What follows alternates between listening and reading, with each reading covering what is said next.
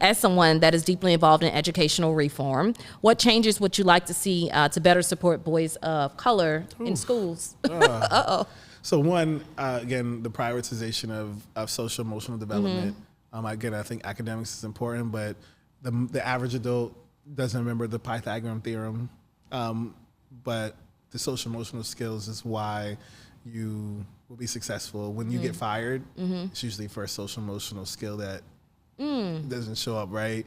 When people break up, people get divorced, it's usually tied to like social emotional skills. Like when that's usually the common denominator there. So prioritizing that for our young men is of the utmost importance. Another thing, when I applied to grad school, this is actually a question that they had to ask. And I was like, oh, you know what I would love to see?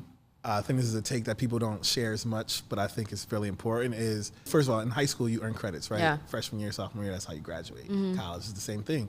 I think we should put credits into middle school. So starting in 6th grade, you should earn credits. One, when you're at that age, fairness is very real to middle schoolers, right? Yeah. If you spend time with them, you're like, that's fair, that's not fair, right? So if I tell you in 6th grade, like, you can't go to 7th grade unless you pass this class with at least a C, you can't go to 7th grade. So you must do this work. If you don't do the work, you can't go to 7th grade. In 6th grade, like, oh, that makes sense. If I don't do this, I don't get that. But the bigger thing is that what happens in 6th, 7th, and 8th grade, if you're a great student or you're a not so great student, on average, you move to the next grade, right? And so let's just say you're not the best student in terms of completing your work. Not saying that you don't know the stuff, but you don't complete the work, you don't turn it in. So you do that. So then what happens? You get to 9th grade.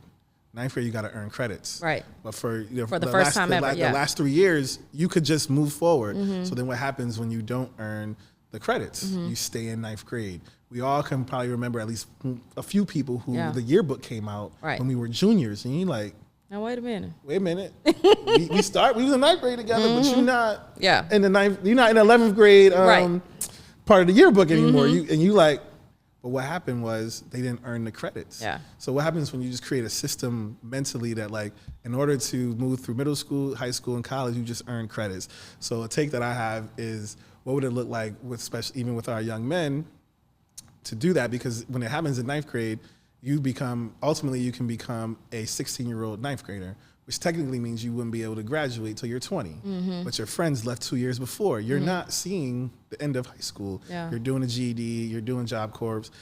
So like one of the takes that I have is creating credit-bearing systems for middle school students so that they have the idea that they have to earn credits from 6th grade, 7th grade, 8th grade to see the following grade, which then I think would curb dropout rates because students would know, like, I have to earn credits and need To at get to that minimum next to level. get to the next level.